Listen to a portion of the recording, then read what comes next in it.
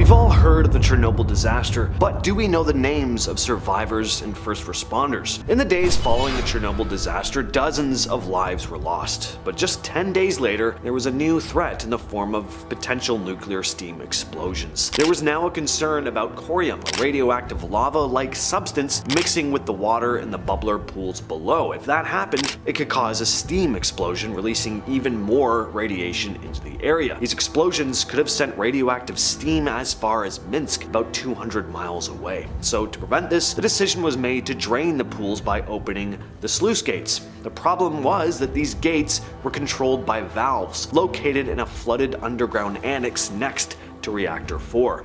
The path to the valves had been cleared, but the water was still knee-deep in some areas, thanks to firefighters who had used specialized hoses to make it passable. 3 men volunteered for the task: Alexei Ananenko, Valery Bezpolov, and Boris Boranov. Nobody thought they were going to survive, including these 3 who figured that they would die from radiation exposure, but they went ahead anyway, ready and willing to give up their lives in order to save hundreds of thousands of others. And miraculously, they succeeded, preventing an even worse disaster. Alexei Ananenko is still alive, now living in Kiev, as well as Valery Bezpolov. Unfortunately, Boris Boranov is no longer with us, but he survived 20 years after the mission, passing away in 2005 at the age of 64. All 3 have since been awarded the title Hero of Ukraine. This is Vasily Ignatenko. He was a Soviet firefighter, one of the first on the scene after the Chernobyl explosion in 1986. On that night, he and his team were called in to put out fires at the power plant, which had been caused by the debris from the exploded reactor. Ignatenko and his crew climbed up to the roof of the building, where they had to fight flames caused by radioactive material. They were dealing with fires, but at the same time, the radiation levels were severe. As they worked, they started feeling the effects of radiation sickness, nausea, weakness, and vomiting. The water system had been damaged in the blast, so they had to use hoses from a fire escape to put out the fires, but it wasn't enough to protect them from the radiation. Eventually, they couldn't keep going. Ignatenko and the others were helped down from the roof and rushed to the hospital. He was later transferred to Moscow, where doctors tried a bone marrow transplant, but it didn't work. His body just kept deteriorating. By May 13th, just a couple weeks after the disaster, Ignatenko passed away from the effects of radiation poisoning. It only makes sense to talk about Vasily's wife, Lyudmila Ignatenko, as well. She stayed by his side until his death, knowing full well that she could be exposed to harmful radiation too. After the explosion, Lyudmila traveled with Vasily's father to Moscow, where he was being treated for severe radiation poisoning. Even though his condition was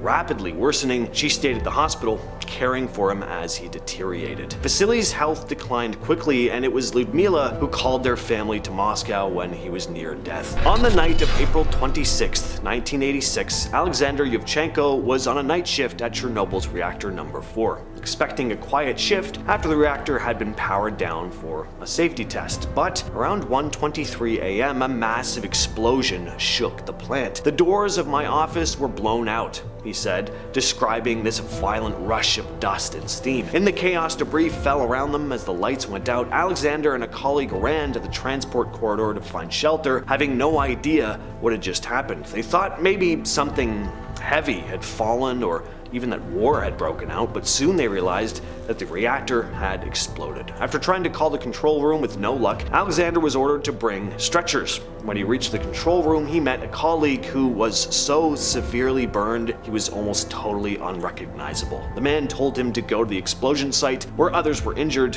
and it was completely horrific. The water coolant system was destroyed, pipes were hanging, and the reactor hull had been reduced to rubble. Alexander even said he saw a blue light rising from the reactor, a sign of deadly radiation. Knowing he could die from the radiation, he and others still tried to help. He saw workers sent to manually lower the control rods into the reactor, but they never made it back. He was left alone, barely surviving, with radiation sickness setting in. By 5 a.m., he was too weak to walk, and he was rushed to the hospital. Radiation left him with burns constant transfusions and long-term health problems, but miraculously, he did manage to survive. The Chernobyl liquidators were thousands of workers, including soldiers, firefighters, and engineers who were sent to contain the disaster. They worked under extreme conditions, cleaning up radioactive debris, building a concrete sarcophagus to encase the reactor, and helped in fighting fires. Unfortunately, a lot of them suffered from severe radiation sickness, cancers, and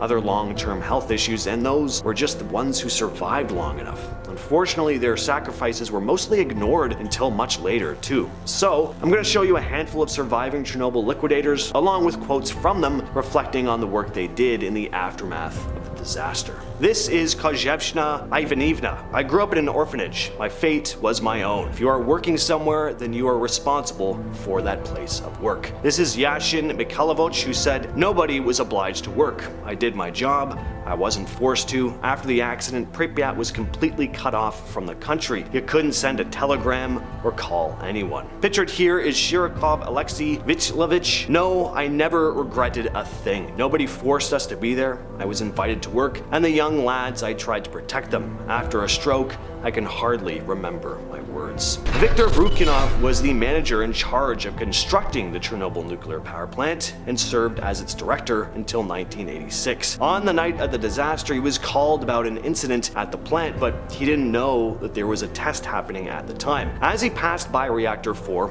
he saw the damage and immediately ordered all authorities to meet at the nuclear bunker. Brukinov tried reaching the shift supervisor, but there was no response, so he activated the General Radiation Accident Alarm, notifying the Ministry of Energy. Despite the obvious damage, Brukinov and his team were still trying to manage the situation, unaware that the reactor was already destroyed. Later, when Brukinov went to the courtyard and saw graphite pieces on the ground, he still couldn't believe that the reactor was gone. "This did not fit in my head," he said. In the aftermath, he was questioned about the incident, stating, "I am guilty. As a leader, I did not finish something. Somewhere I showed negligence, indiscretion." He was found guilty of gross safety violations and sentenced to 10 years in prison. He took some accountability, but also did insist that the accident was caused by flawed technology, not just human error. Anatoly Dyatlov was the deputy chief engineer at the Chernobyl nuclear power plant and oversaw the operations of Reactor 4.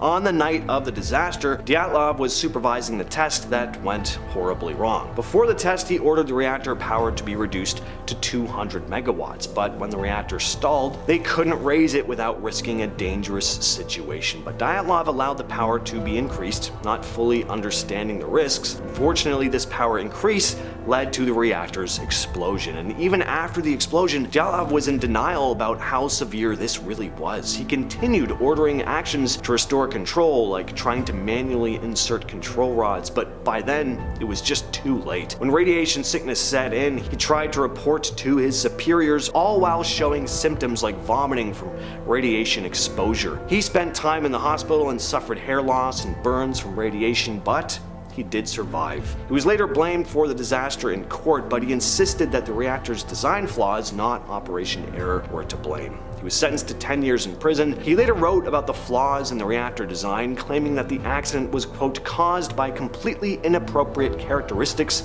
of the reactor.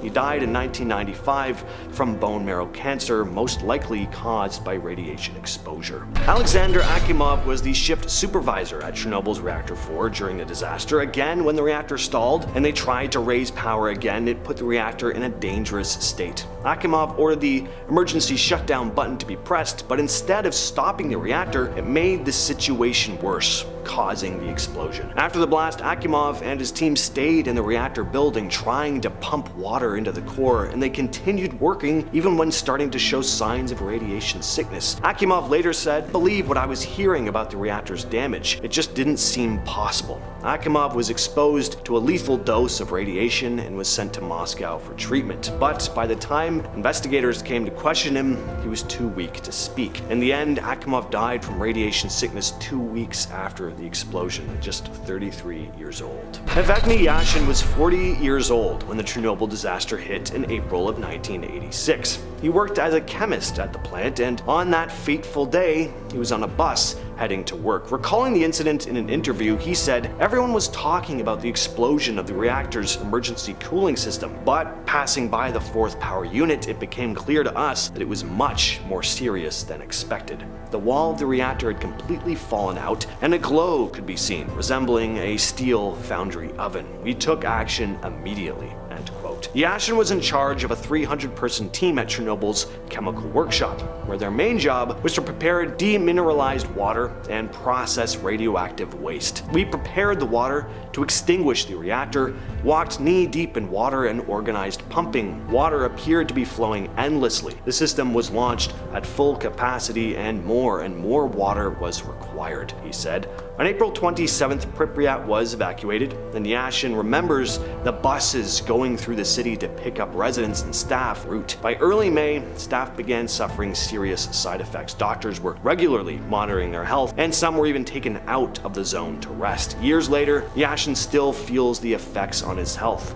For one, he has cancer, and he's gone on to say, "Very few of my colleagues are still alive. I am surprised that I, myself, am still alive." Another man I think is worth mentioning is Igor Kostin. Igor Kostin was one of only 5 photographers to capture images during the disaster. Working for the Novosti press agency in Kiev, he was sent to cover the immediate aftermath of the accident. You may have never heard his name, but you've probably seen his photos. Kostin's aerial images of the plant have become pretty iconic, and at the time, he was showing the true scale of the destruction when the Soviet government was trying to downplay how bad it really was. But Kostin didn't just photograph the immediate aftermath, he also documented the long-term effects, including deformities in animals born in the contaminated area. He made repeated trips into the exclusion zone to document the destruction caused by nuclear radiation. He passed away in 2015 at 78 years old. Starting off this list in our number 10 spot, we have the two-headed calf. In the aftermath of the Chernobyl disaster, the exclusion zone became a breeding ground for some of the most bizarre and terrifying animal mutations in history. One of the most unsettling discoveries was the birth of a two-headed calf. Farmers near Chernobyl were stunned when they witnessed an animal with not one,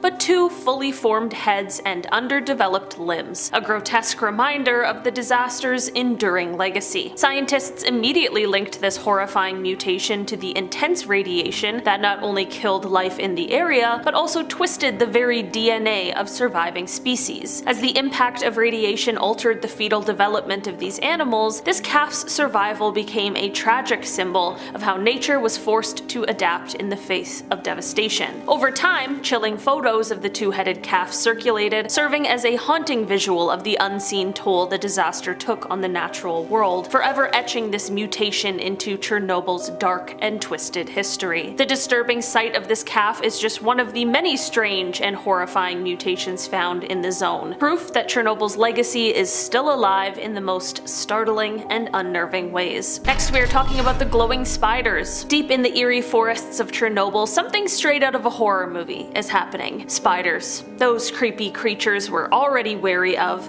started crafting glowing webs in the radioactive wastelands. But this isn't just some freakish mutation, it's an odd twist of nature's ability to adapt. The radioactive particles creeping through the area have infiltrated these arachnids, altering the very makeup of their silk and causing it to glow under UV light like a neon sign of doom. It's both chilling and amazing at the same time, a very bizarre, fluorescent testament to how radiation doesn't just destroy, it rewires every part of the environment. Despite the terrifying look of these glowing webs, the spiders seem to be thriving, proving once again that life in Chernobyl might be twisted beyond recognition, but it's certainly not backing down. Next, we are talking about the gigantic catfish of the Pripyat River. No one cruising along the Pripyat River expects to come face to face with freshwater behemoths that could dwarf a grown adult, but that's exactly what lurks beneath these murky waters. Catfish measuring a jaw-dropping 9 feet or more have become a bizarre local legend. Their their enormous shadows drifting beneath the submerged ruins of old docks and tangled reeds. The strange truth is that these giants aren't sporting visible mutations like extra fins or gnarled faces. What's unsettling is the sheer scale of their growth. Without normal predators around, and with radioactive contaminants subtly affecting their environment, these fish have been free to balloon to unbelievable proportions. They've essentially taken full advantage of their strange new world, transforming from ordinary river dwellers into something that feels more at home in a monster movie. Such extremes of size raise uneasy questions about what the radiation may be doing to the entire food chain, and how nature warps when left to wander uncharted territory. Next, we are talking about the albino moose. Nothing quite rattles the senses like catching a glimpse of a massive snow-white moose quietly stepping through the abandoned woodlands around Chernobyl. With their unusual earthy browns seemingly washed out, these pale giants cut ghostly silhouettes against broken fences and crumbling buildings. Scientists believe this unnatural albinism is directly tied to radiation tinkering with the genes that produce skin and fur pigment. What makes these eerie creatures so unsettling is how easily they blend into the Fallout's strange new normal. Towering figures that have adapted to become haunting, colorless symbols of the region's invisible scars. Each measured step through the underbrush feels like a chilling reminder that even the toughest inhabitants of this land have been reshaped in ways that defy both logic and expectation. Next, we are talking about the birds with deformed beaks. There is something deeply unsettling about watching a tiny swallow struggle to pick up the simplest seed because its beak curves at an impossible angle. In Chernobyl's exclusion zone, researchers have reported sparrows and swallows sporting twisted, elongated beaks that look more like poorly bent wire than a sleek feeding tool. These deformities aren't just cosmetic, they can make it nearly impossible for birds to gather enough food, threatening their chances of survival. Scientists link these bizarre changes to genetic damages from lingering radiation, the same invisible force that's quietly reshaping the area's entire ecosystem. These deformed beaks aren't just a tragedy for the birds themselves, but a glaring symbol of how nature, when exposed to something as catastrophic as nuclear fallout, veers down a path it's not supposed to follow. Next, we are talking about the black frogs. Out of all the strange and eerie changes in Chernobyl's exclusion zone, the sighting of pitch black frogs might be one of the most unsettling. Eastern tree frogs, once a vibrant green, now sport deep inky black skin, blending into the desolate landscape like shadows. This isn't just a freak accident, instead it's an eerie form of adaptation. Scientists believe that these frogs' dark skin acts as a natural shield, protecting them from the radiation still lingering in the soil and the air. By absorbing less harmful energy, their blackened color may give them a surprising survival edge in this nuclear-scarred environment. But while this adaptation could be seen as a victory for biology, it's also a reminder of just how deeply the forces of nature can alter life when pushed to the brink, forcing creatures to evolve in ways we can barely comprehend. In our number 4 spot today, we have the wolves with strange fur patterns. There's something jarring about locking eyes with a wolf whose coat looks as if it's been crudely repainted by nature's own shaky hand. Within Chernobyl's silent forests, some wolves now sport baffling fur patterns. Patches that never grew back, odd stripes where there should be solid gray, and splotches of color that defy any recognizable pattern. Scientists suspect that these peculiar coats hint at deeper, invisible changes within their DNA, possibly caused by the relentless radiation that seeped into every inch of their environment. What's truly surprising, though, is that the wolves aren't just surviving. They're actually thriving. In a world abandoned by humans, they've staked their claim as top predators, hunting in small packs and darting through ruined buildings like ghosts. Next, we are talking about the mutated wild boars. It's one thing to stumble across a wild boar in the forest, but discovering one with bizarrely shortened legs, an overgrown head, and tusks twisting at unnatural angles is another level entirely. In Chernobyl's exclusion zone, these heavy-set animals have soaked up a cocktail of radioactive isotopes, contaminating their bodies and warping their development in startling ways. Some boars appear top-heavy and clumsy, as if their own skeletons are struggling to keep pace with the genetic mischief unleashed by the fallout. While not every individual shows such blatant distortions, enough of them do to leave an unsettling impression. These creatures are shaped by an environment that continues to bend the rules. Each gnarled tusk and awkward limb stands as a living reminder that radiation does not fade quietly. It leaves its fingerprint on every generation that must somehow learn to survive in its shadow. Next, we are talking about the insects without wings. It's hard to wrap your head around a butterfly that can't take flight, yet that's exactly what researchers are finding in Chernobyl's exclusion zone. Delicate creatures like butterflies and moths, once symbols of gentle transformation, now struggle with stunted wings that look half-grown or never form at all. Instead of fluttering gracefully over the tangled fields, some are left crawling on the ground, vulnerable and off balance. Scientists believe the radiation's relentless tinkering with genetic material disrupts critical stages of growth, leaving wings twisted or completely absent. It's an unsettling sight that strips these insects of their most defining feature. And finally, ending off this list today, we are talking about Przewalski's horse. These horses first originated in Mongolia and were wild horses that became endangered. They first became endangered due to hunters who would often kill the stallion, which of course would provide many difficulties in terms of reproduction. These horses also weren't doing very well in captivity, which made things even more difficult. This, combined with the harsh winters which would often claim their lives, left things looking quite grim for the species. In the late 1990s, however, in an effort to help repopulate these animals, 30 of them were released into the Ukrainian side of the exclusion zone, and it is believed that some of these original horses are actually still alive today, which is amazing, but camera trap images have also shown young horses and foals, which means they are repopulating, which is a huge win. They're expanding population in such a harsh environment, which could mean that they might potentially be able to return from the brink and go on to continue as a species, which is something we always want to see. The elephant's foot is one of the most disturbing remnants of the Chernobyl disaster. It's a large mass of graphite and concrete that formed underneath reactor number 4 after the explosion. When the reactor melted down, the materials that were inside started to mix and solidify, creating this massive, oddly shaped toxic lump. It got its name because from a distance it kind of looks like an elephant's foot with large bulbous structures sticking out. The problem with this thing was that it emitted terrifying amounts of radiation right after the explosion. In fact, at the time it was one of the most radioactive spots on planet Earth. People working to clean it up or get closer to it received lethal doses of radiation just by being near.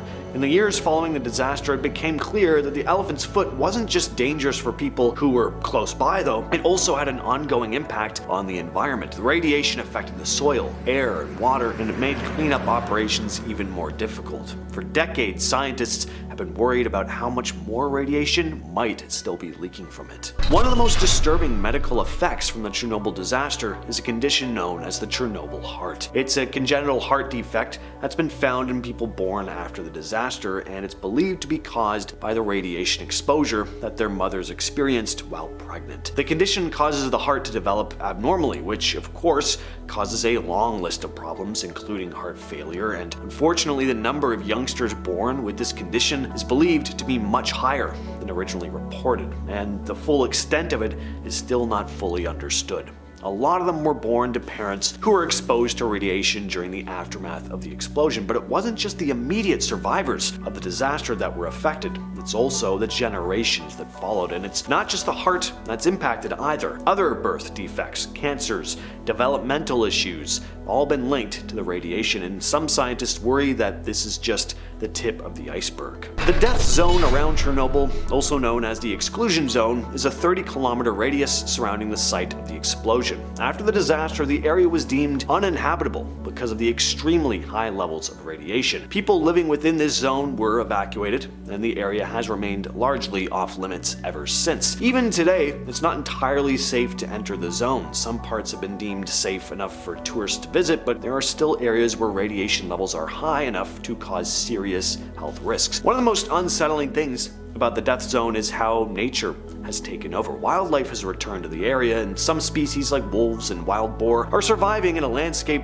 that was once populated by humans. And while on one hand nature is healing itself, scientists are concerned about how the radiation might affect these animals over time. More on that in a bit. The death zone is this eerie place though, where time seems to have stopped, but the dangers lurking there are very real. Even though the exclusion zone is mostly off limits, the real fear is all the hidden hotspots of radiation, areas where radiation levels are significantly higher than the surrounding environment. They can be found in random places like under trees, in buildings, or in the soil, and they're incredibly difficult to detect without specialized equipment. Some of these hotspots have been measured at radiation levels so high that a person spending even a short time in the area would receive a deadly dose. The worrying part about these hotspots is that we don't know exactly how widespread they are either. Even scientists studying the area have been caught off guard by these invisible pockets of radiation. In some cases, the radiation is buried deep underground, and it's nearly impossible to predict where it might show up next. In the long term, these hotspots could cause serious health issues for anyone who ventures into the area,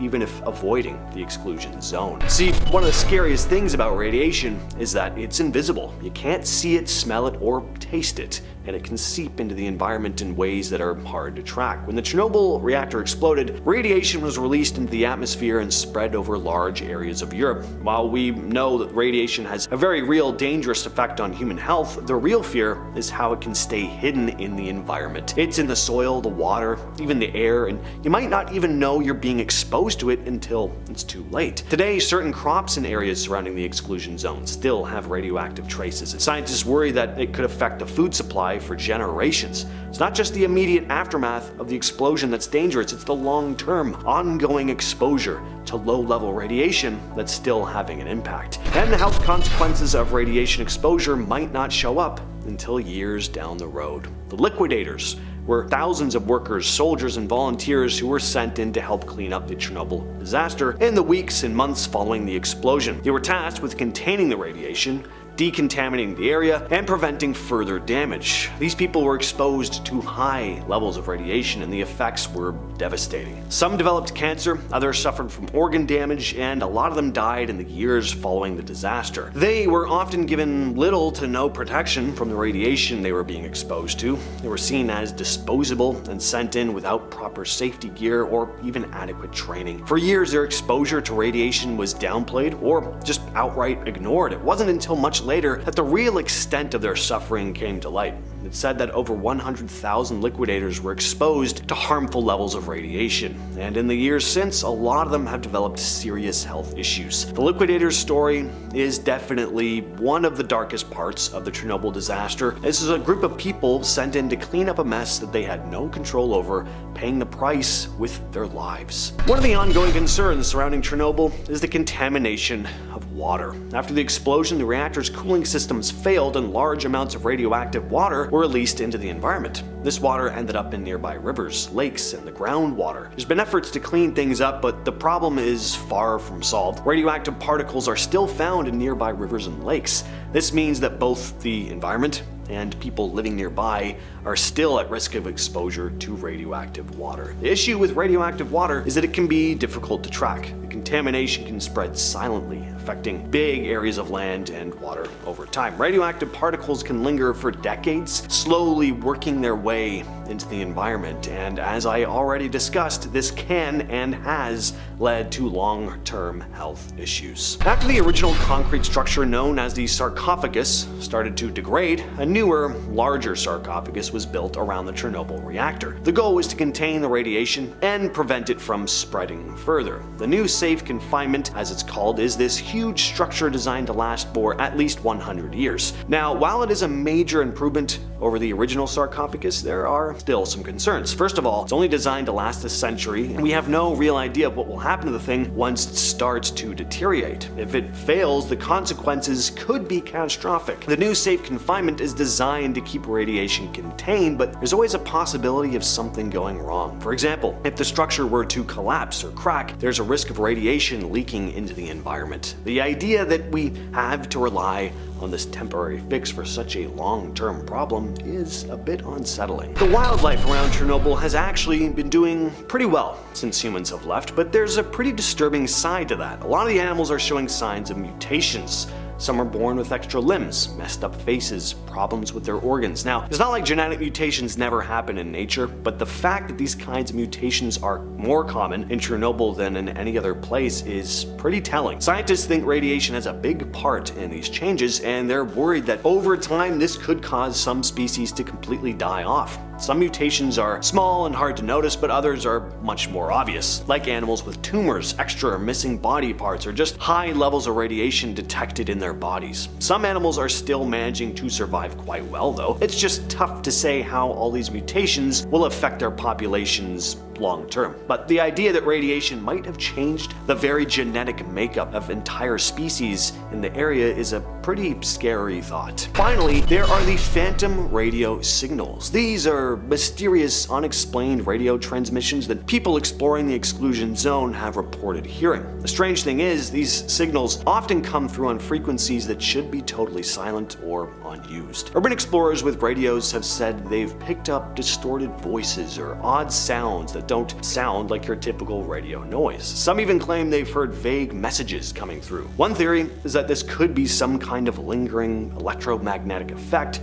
from the nuclear disaster, but those who lean towards more paranormal stuff say the signals might be coming from the spirits of people who died during the disaster, trying to reach out through the radio. Now, animals and nature have rightfully been affected in a big way. According to a study that began in 1991, the organisms responsible for decomposition and replenishing organic matter back into the ecosystem, such as insects, fungi, and microbes, are presenting symptoms of radioactive contamination, which isn't too shocking, but still isn't good. One of the most prominent areas of this effect has been called the Bloody Red Forest. It's a set of woodland where all the pine trees turned a blood red color right after the meltdown and then died not long after. Now, it's pretty, don't get me wrong, but it's completely unnatural and has caused some issues. Now, 15 to 20 years after they were exposed to radiation and died, these trees were not decaying, when at this point, normal trees would be long gone. Due to this, scientists decided to run some tests by filling specially prepared garbage bags with leaf litter from uncontaminated areas, making sure there were no insects or decomposers present, and then leaving the bags out in both contaminated and uncontaminated wooded areas in the exclusion zone for nearly a year to check the decomposition rates of the leaves. Now, bags left in uncontaminated areas were as expected, with normal rates of decomposition between 70 to 90% of the leaves decomposing. But the leaves in contaminated areas retained 60% of their original weight, indicating much less activity by natural decomposers. Now, this suggests that the radiation exposure has a detrimental effect on the ability of the Chernobyl ecosystem to replenish itself with nutrients, which could be causing the stunting of tree growth that has been recorded. But with this comes another problem. The leaves in contaminated areas stayed intact and dry even after almost a year, and this could present a fire hazard, which in turn presents a danger of radioactive contaminants being spread outside the exclusion zone by forest fires. So that is scary and just not good at all. Then there's how this affected all the animals. According to a 2011 study in Biological Conservation, Chernobyl caused genetic mutations in plants and animals increased by a factor of 20. Among breeding birds in that region, rare species suffered disproportionate effects from the explosion's radiation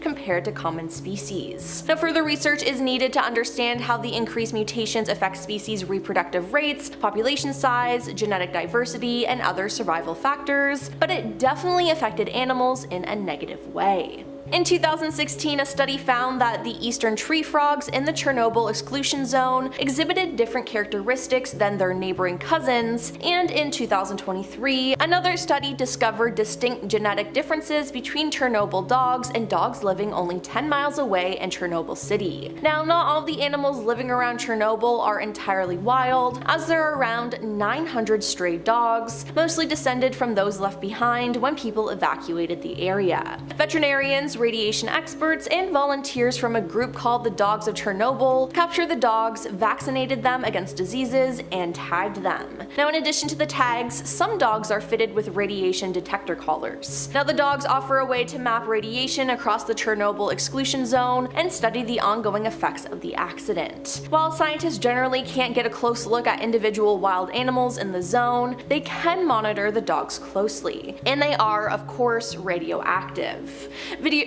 Visitors to the area are advised to avoid petting the dogs to minimize radiation exposure, no matter how cute they are. Now, these dogs have increased rates of cataracts because the eyes are the first tissues to show signs of chronic exposure to ionizing radiation. Now, not all is lost on these dogs though, as the unique genetic diversity of these dogs makes them ideal candidates for future studies, seeking to understand the long-term genetic health effects of highly radioactive environments on populations of large mammals, especially in understanding the biological underpinnings of human survival in regions of high and continuous environmental assault, the researchers said. So, I guess that's a plus. Then there's the birds. While there are plenty of them in the Chernobyl Exclusion Zone, 489 different species to be exact, they are examples of animals that still face problems from radiation exposure. A study of barn swallows from 1991 to 2006 indicated birds in the exclusion zone displayed more abnormalities than birds from a controlled sample, including deformed beaks, albinistic feathers, bent tail feathers, and deformed air sacs. Now, birds in the zone had less reproductive success, and these birds often had smaller brains, malformed sperm, and cataracts, presumably as a result of radiation-related genetic mutations. Now, if you were already scared of spiders, these ones will freak you out even more. The spiders here are radioactive as they build their webs to catch their prey. They add to the dangerous environment of the forest. These webs are not like normal spider webs. In fact, they are woven in abstract ways that suggest genetic mutation is at hand. Now, they're also highly radioactive themselves, making them a danger for any non-radioactive animal to touch. Now, who knew spiders could get 100 times scarier?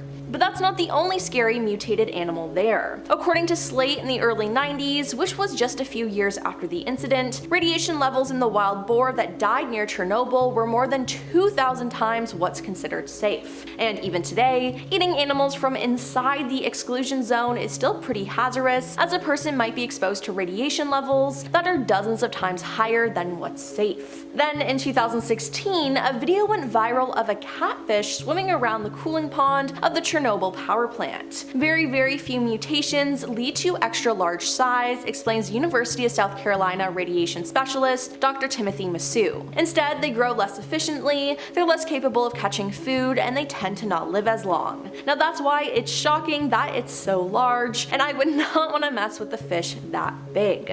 Then, as of 2015, there had been almost 20,000 cases of thyroid cancer reported in people who were exposed at the time of the incident. And approximately 5,000 of these thyroid cancers are likely attributed to them drinking fresh milk containing radioactive iodine from cows that had eaten contaminated grass in the first few weeks following the incident. Yep, you heard that right. The cows created radioactive milk. Now, in 2018, it was said that Ukraine still has radioactivity levels up to 5 times the official safe limit, research suggests. Now, scientists sampled cow's milk from private farms and homes in the Ravine region, about 125 miles away from the site of the catastrophic explosion. Researchers found levels of radioactive caesium in milk above Ukraine's safe limit for adults of 100 becquerel per liter at 6 of 14 settlements studied. Now, the highest levels found were about 500 BQ liter, 5 times over the limit for adults, and more than 12 times that for the young. The study was carried out at the University of Exeter and the Ukrainian Institute of Agricultural Radiology. More than 30 years after the Chernobyl disaster, people are still routinely exposed to radioactive caesium when consuming locally produced staple foods, including milk, in Chernobyl-affected areas in Ukraine, said Dr. Irina Lebunska of University of Exeter. Though the level of soil contamination in the studied areas is not extremely high,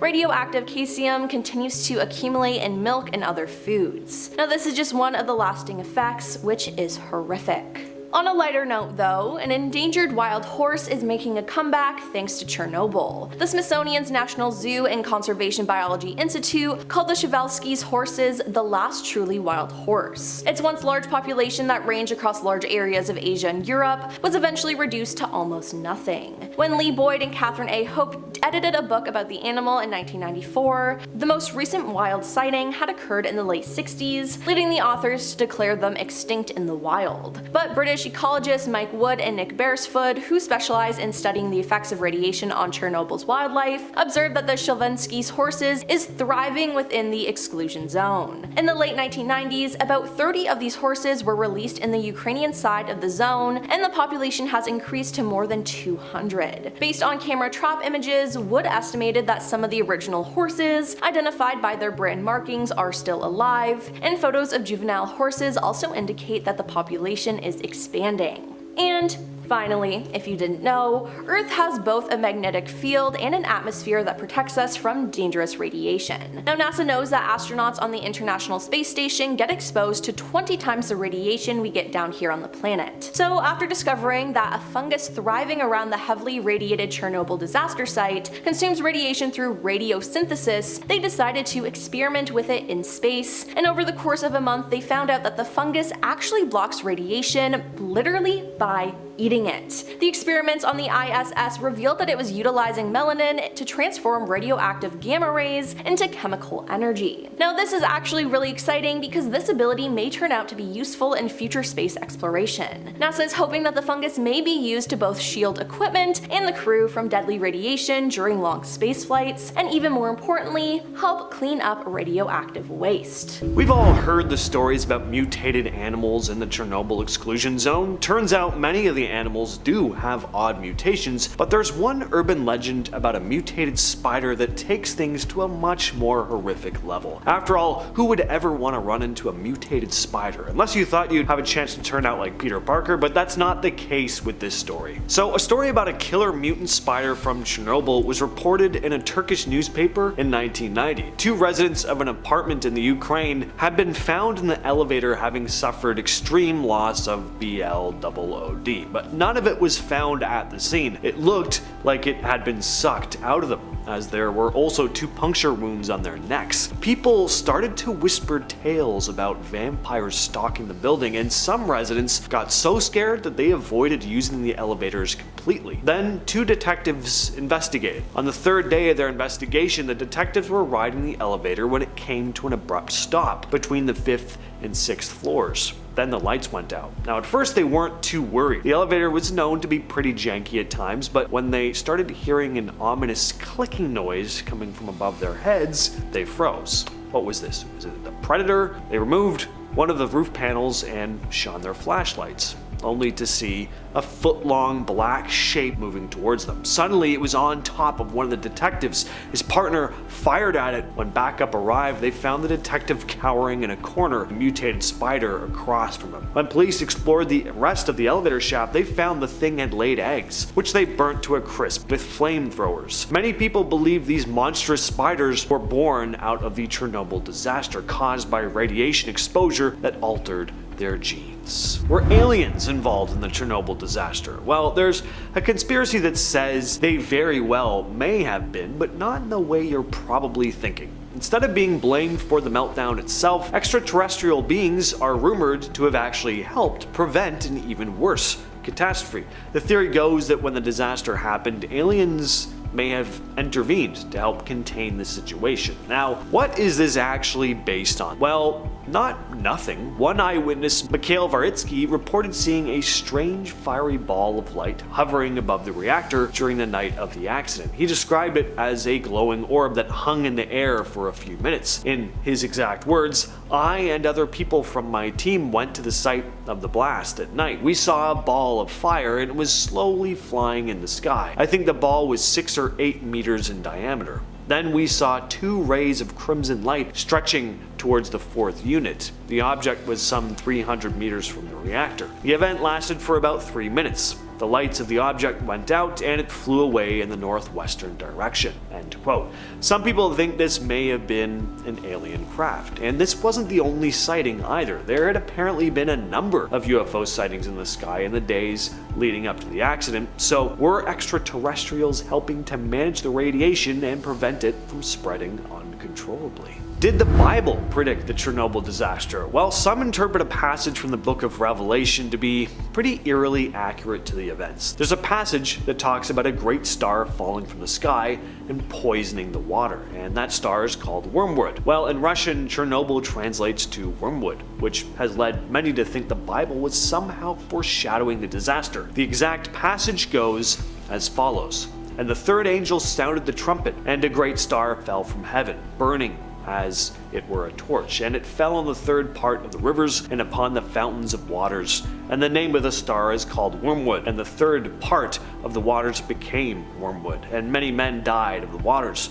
because they were made bitter." Now, aside from the wormwood thing, there are other similarities here. Firefighters at Chernobyl described the fires at Reactor 4 as burning like a torch, just like in the scripture, and the part about bitter waters could definitely be interpreted as the radiation seeping into the local water, making it unsafe to drink. There's even a sculpture near Chernobyl showing an angel with a trumpet, created by a Ukrainian artist as a tribute to the firefighters and workers who risked their lives during the crisis. Up next, we have the tale of the scream. So in 1997, a nuclear physicist named Andrei Korsakov from the University of Buffalo had an eerie experience at the Chernobyl power plant. While visiting the site of Reactor 4, he reported hearing a faint but frantic voice screaming for help as he was taking radiation readings in the infamous Ground Zero area at around 7:30 in the morning. Now, after hearing the screams, Korsakov rushed back upstairs to tell the personnel what he heard, but to his shock, they told him that he was the first person to enter that restricted area in 3 years. The security protocols were strict, too. Entry required a password, handprint scan, and any unauthorized presence would trigger a whole whackload of alarms. So, who had been screaming? In 1996, a researcher named Vitaly Pravitsev looked into the possibility of the accident having been caused by an earthquake. People were pretty skeptical though. Experts pointed out over 80 discrepancies in his report, but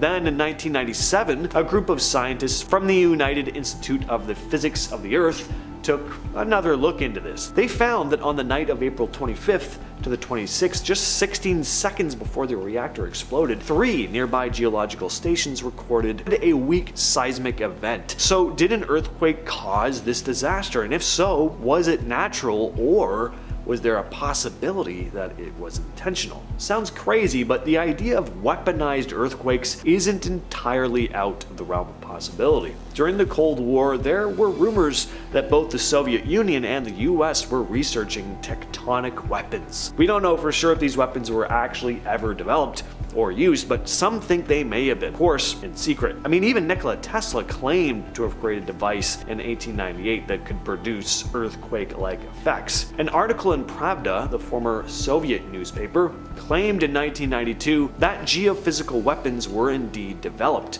but the government denied this. Another conspiracy has to do with the KGB. The idea is that they wanted to sabotage Reactor 4 to scare other countries away from building their own nuclear power plants. The goal? To monopolize Europe's energy market entirely. The thinking goes like this: if Chernobyl created massive fear about nuclear energy, countries in Western and Central Europe would maybe think twice before investing in their own nuclear facilities. With limited energy sources in Europe, the KGB figured that if they could make these countries dependent on Soviet oil and gas, they'd be in a position of power. Of course, if you're going to look at the KGB having something to do with the incident, it's only natural for others to speculate about the US government as well. Ever since the disaster took place in 1986, there were suspicions that the CIA might have had something to do with it, which is not surprising in the slightest. This one's pretty obvious. The idea is that the CIA orchestrated the explosion at Reactor 4 to create fear around nuclear energy and destabilize the USSR's influence. It was a tense period of time for the Soviets and the United States, and by creating a catastrophic event like this, the CIA could not only undermine the Soviet government's credibility, but also discourage other nations from developing nuclear power themselves.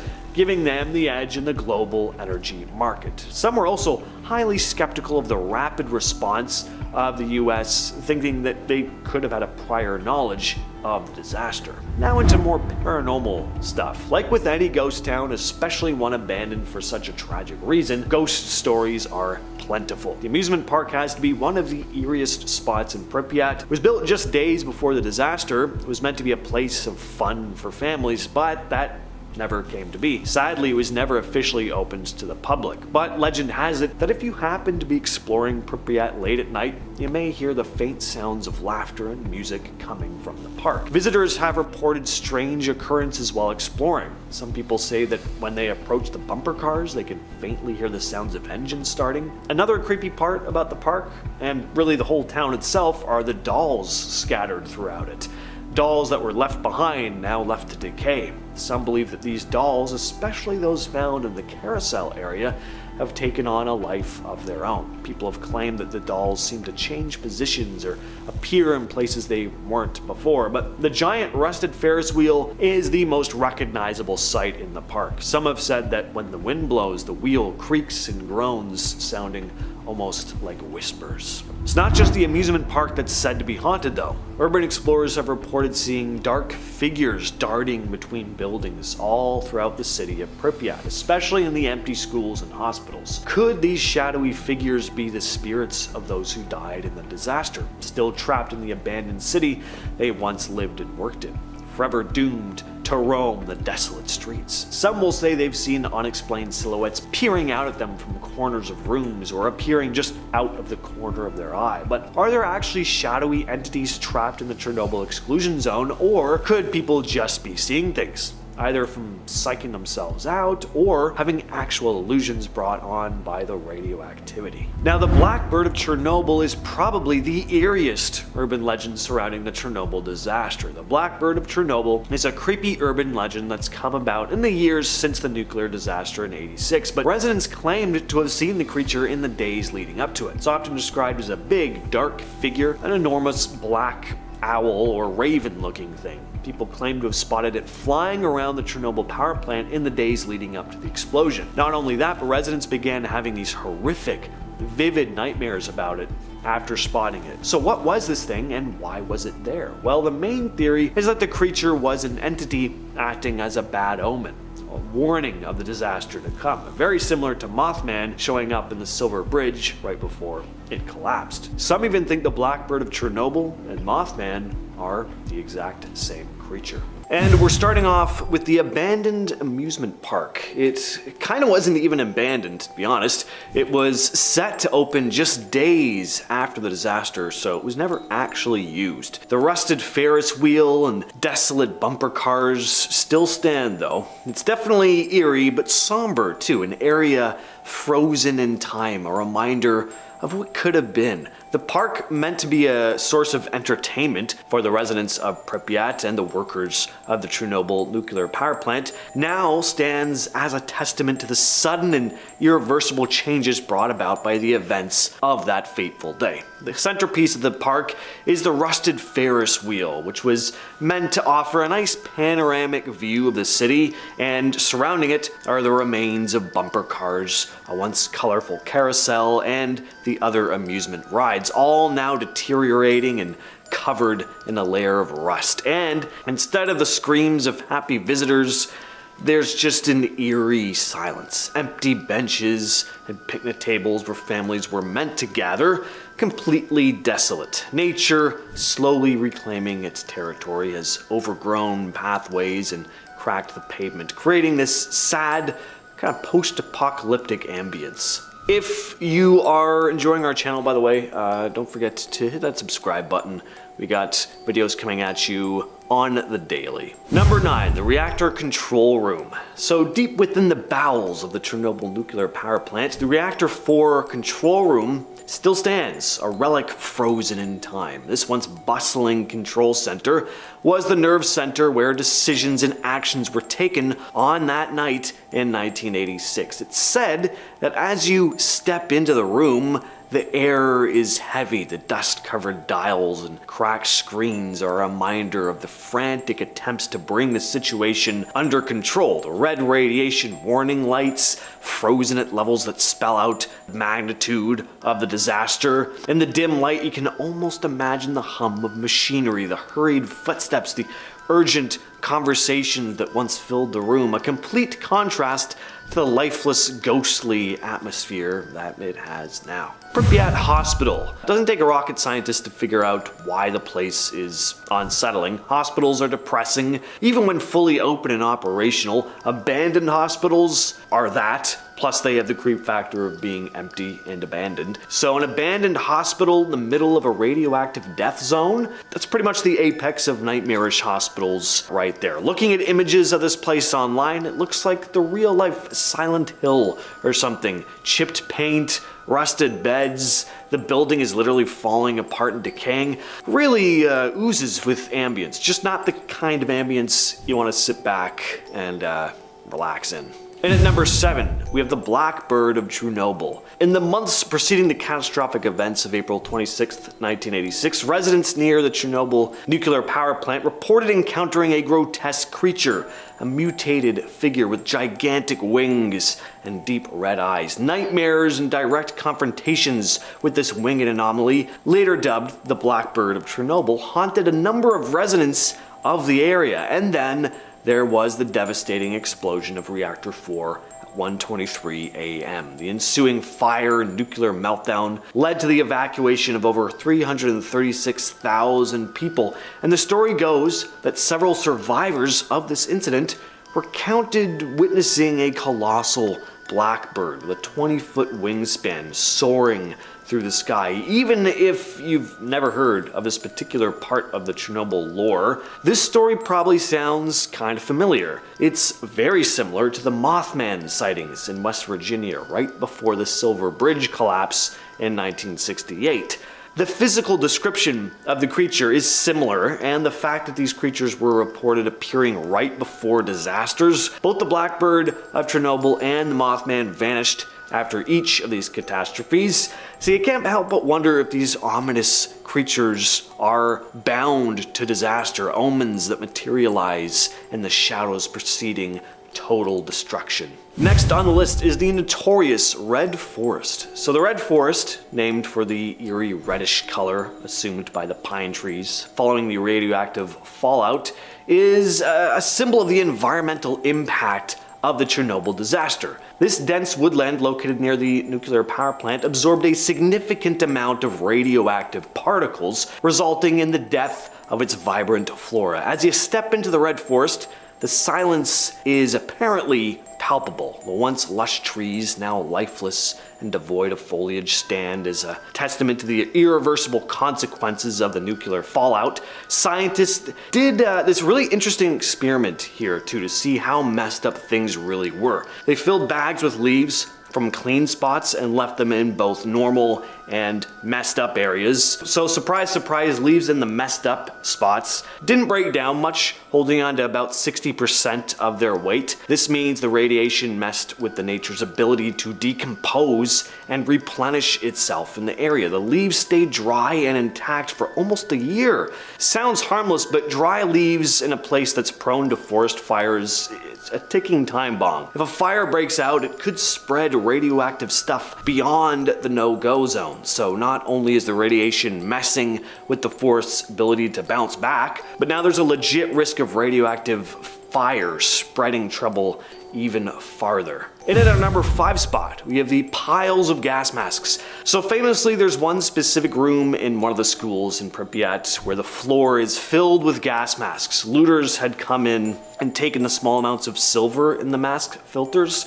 The presence of gas masks is obviously not a good sign. Doesn't make for a very happy sight. Looks more like the apocalypse hit, which is probably what it felt like for the residents of the city that day, especially the youngsters. They must have been scared out of their minds. What's also odd is that these gas masks weren't used. You'd think they would have been. Apparently just a week before the incident, students were trained on how to use them in case of an emergency, but after the incident took place and everyone was being evacuated, people were instructed not to use the masks because the Communist Party leadership thought the use of them would cause people to panic. Basically, they wanted to save face and not blow the issue out of proportion. You know, the worst nuclear disaster in history. Next up, we have the Chernobyl Exclusion Zone sign. This sign is straightforward, yet crucial. Placed at the boundaries of the zone, it's a worn-out marker, weathered by time, warning anyone who approaches. The sign features the distinct trefoil radiation symbol, an unmistakable sign of the danger that lies beyond, marking the edge between safety and risk. The sign is surrounded by rusted gates and crumbling walls, signifying the transition from the familiar to the forbidden, signaling the presence of invisible threats from the nuclear catastrophe that took place back in '86. The exclusion zone sign is a tangible reminder that the invisible dangers of radiation are still very much present. It marks a boundary that, if crossed without caution, could lead to exposure to radioactive contaminants. It's a no-nonsense marker in a place where the consequences of nuclear disaster are still very real, but people jump over all the time, apparently, like graffiti and stuff inside the area. I wouldn't do it personally, but hey, live your lives.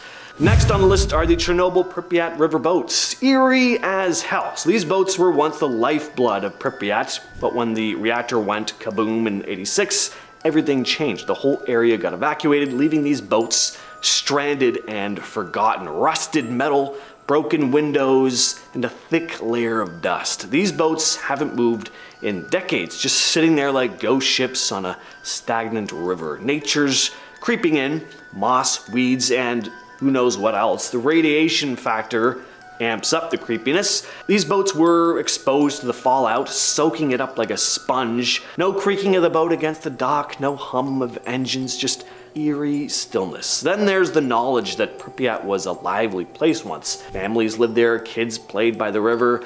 Now it's just a desolate wasteland. Number 2, the dolls. Within the deserted kindergarten of Pripyat, the floor is scattered with the haunting remnants of childhood abandoned dolls left behind by evacuated youngsters. Their lifeless eyes stare into the emptiness of a room that once echoed with laughter and play.